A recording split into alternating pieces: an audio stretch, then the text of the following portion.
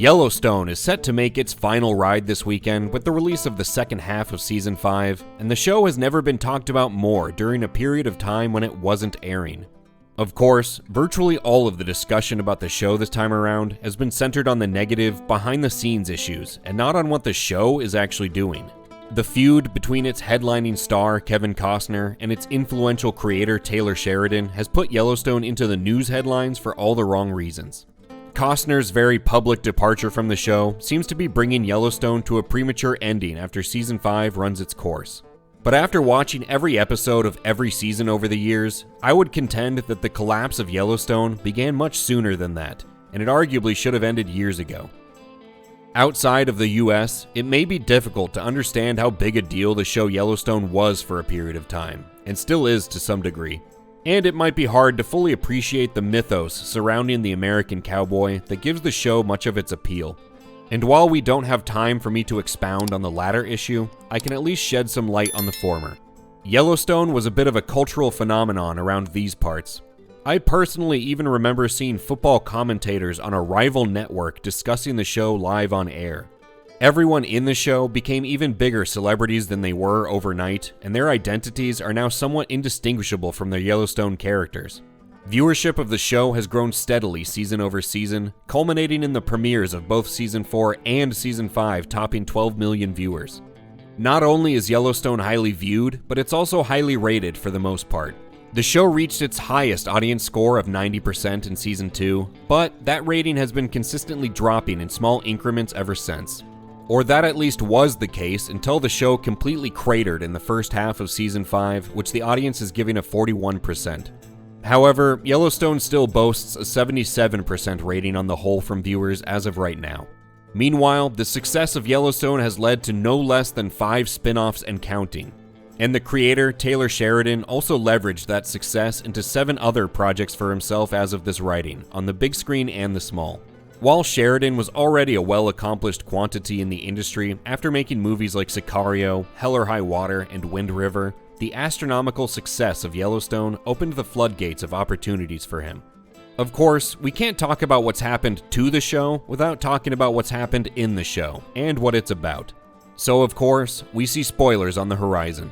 Set in modern-day western Montana, Yellowstone follows the Dutton family and their fight to keep their ranch and their way of life in the face of innumerable threats, not only from without, but also within.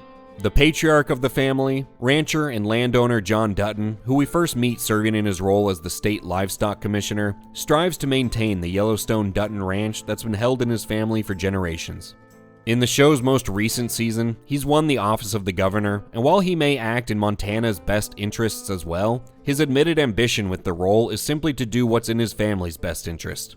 He has 4 children, Lee, Jamie, Beth, and Casey, the latter 3 of which have all carved out their own lives separate from the ranch and largely branching away from it. Lee Dutton, the eldest son, took after his father the most out of John's children, but he's dead before the credits of the very first episode roll, so bye, Lee, we hardly knew ye. Jamie Dutton is a very sharp lawyer who's been honed and put to work to fight for the family in the courtroom. Beth Dutton is best described as a highly accomplished business bitch, and she's returned to the ranch to help her father in his latest fights to hang on to it. And Casey Dutton is a military veteran and John's 3rd son, who's also found his way home and eventually found himself under his father's wing. Rip Wheeler runs all the business on the ranch and has carried on a long romance with John's daughter Beth, and the ranch itself is manned by a substantial crew of other ranch hands that weave their way in and out of the plot. There are a ton of characters in Yellowstone beyond these, though it would be long, tedious, and ultimately fruitless to mention them all here. Now, the real hook of the show is that the Dutton family is essentially the cowboy mafia, and Yellowstone, above all else, is about the Duttons trying to preserve the family's ranch and way of life as enemies from without try and separate them from their land. They go head-to-head with corporations, land developers, native tribes, and even wayward Californians who are all reaching for a piece of the Yellowstone pie. On the business front, they've been faced with legal proceedings, corrupt environmental rulings over the land, and nearby real estate developments designed to drive up the Duttons' real estate taxes. And out on the range, they've gone toe-to-toe with cattle rustlers, rival cattlemen, rough bikers, assassins, skinheads, kidnappers, and killers. And that's to say nothing of the grizzly bears. Over the years, enemies have become friends, and family members have become enemies. And John, the rest of the Duttons, and those loyal to the Yellowstone Ranch will bend any rule or break any law they need to fight off these threats. Nothing is off the table in the Dutton family's struggle to keep what's rightfully theirs. It's a terrific setup for a series, and it helps to understand how large Westerns stand in American media, as they often harp upon the ideals that are foundational to American culture. Freedom, individualism, toughness, the promise of greener pastures for those willing to ride toward them. The show plays on all of these themes, and it's all wrapped up in that familiar, romanticized view of the modern-day cowboy and cattleman. Needless to say, Yellowstone made for great television for a few seasons. But in my opinion, the quality of the show has consistently degraded over the past few years, with a pretty steep decline from season 3 to 4. I like the characters and the premise and the setting of Yellowstone as much as anyone, but even I can acknowledge that the show has declined. And the only real problem with the show at this point lies with the writing, which simply fell off a cliff. It's gone completely stale and given us a number of lazy, played-out storylines season after season. To find the perfect embodiment of these kind of played-out storylines, you needn't look further than Monica. Monica, who married into the Dutton family through Casey, has essentially gone through the same thing every single season. In season 1, Monica's brother gets killed by her husband, her sister-in-law commits suicide as a result, then she gets hurt while teaching at her school and gets depressed. The next season, Monica almost cheats on her husband and gets depressed.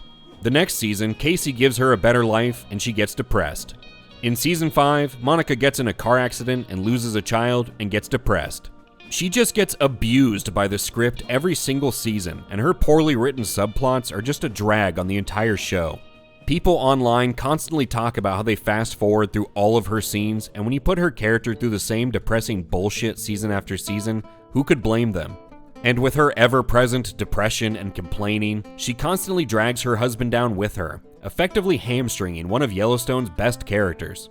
Beth and Jamie's constant fighting has become another storyline that's run stale.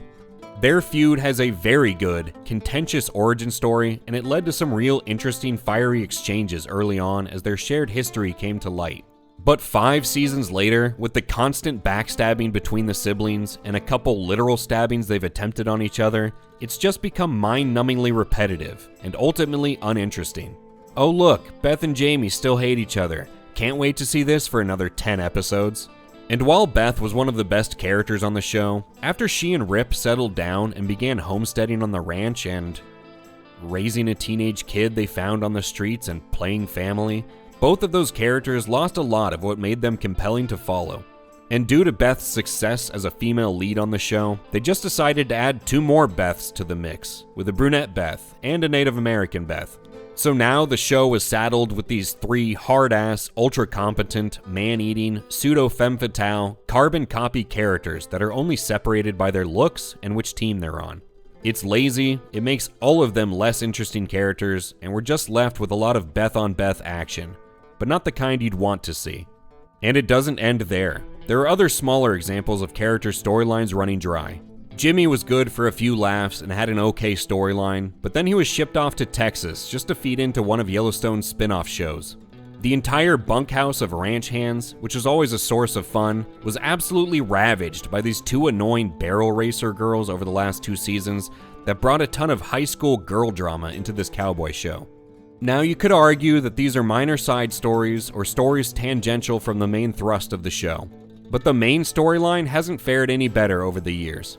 Seasons 1 and 2 were dominated by a fight between the Duttons and a land developer from California who teamed up with Chief Rainwater, a casino owner and the chief of a nearby Native American reservation.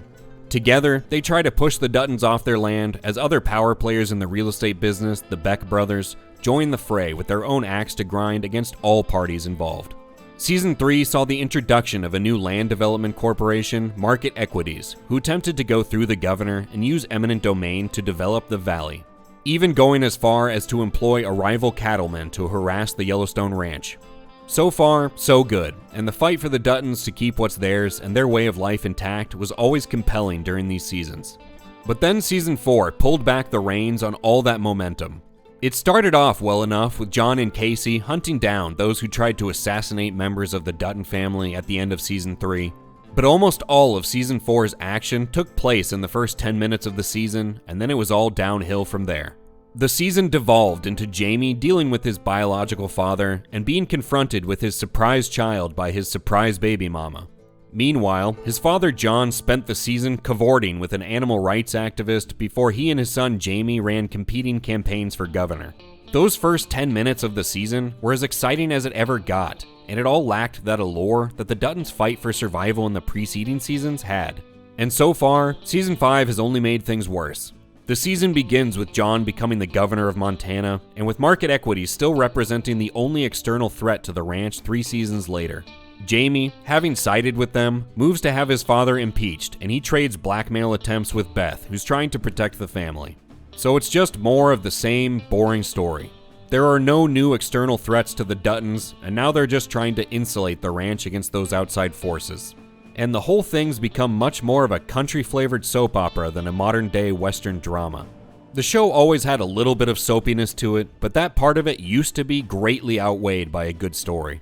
And now, the quality of the most recent season, and the lows to which the show has fallen in that regard, are borne out in the season's audience ratings, with Part 1 of Season 5 receiving by far the lowest rating of Yellowstone's run. When it comes down to it, we've been left with a show that, in an hour-long episode, might give us 10 to 15 minutes of good, compelling story, and that's a far cry from how Yellowstone used to be. Now, in my opinion, it's not hard to pinpoint where the serious problems with the writing stem from, or at least something that's at least a major factor in the writing's decline in quality. Taylor Sheridan, the show's creator, assumed all of the writing for Yellowstone in Season 3, and to say his focus has been spread thin would be an understatement. Sheridan, currently and over the last few years, has had 12 other on-screen projects going on, with varying levels of involvement in each. And he also has a tendency to get more involved in his projects over time. On TV, he's currently working on Tulsa King, Lioness, Mayor of Kingstown, Landman, 1923, and a reality show, The Last Cowboy, while 2 other shows, The 4-6s and 1944, are in development. There was also a show named 2024 in development that is apparently now being called The Madison, but there's also rumors that 2024 and The Madison could be 2 different shows, so that could be another one to add to the list. In addition to those, he also had 1883 and Bass Reeves, which have run their course. And on the big screen, he's working on a movie called Empire of the Summer Moon. And all of that is piled on top of his horse riding, a number of side businesses, and the purchase of a massive Texas ranch known as the 4-6s.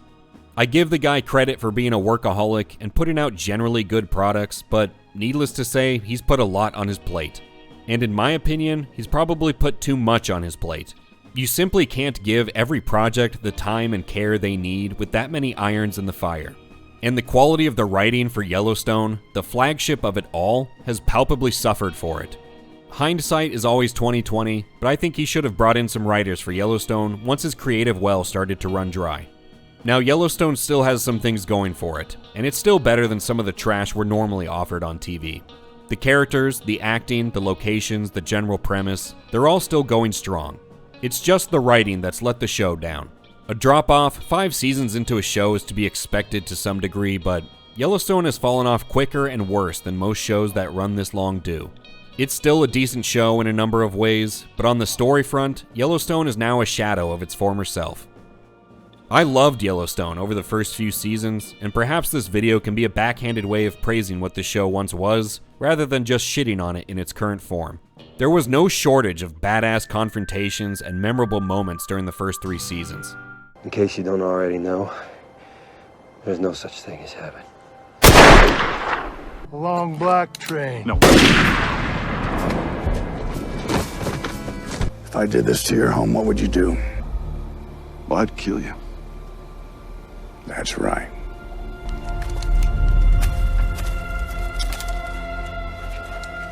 I said we'll leave. I don't want you to leave. I want you to dig. Oh, I'll keep him out. So you're gonna fucking hate the way I do it. But these kinds of moments have become fewer and farther between as the show's dragged on. Now, the elephant not in the room for the second half of Season 5 is Kevin Costner.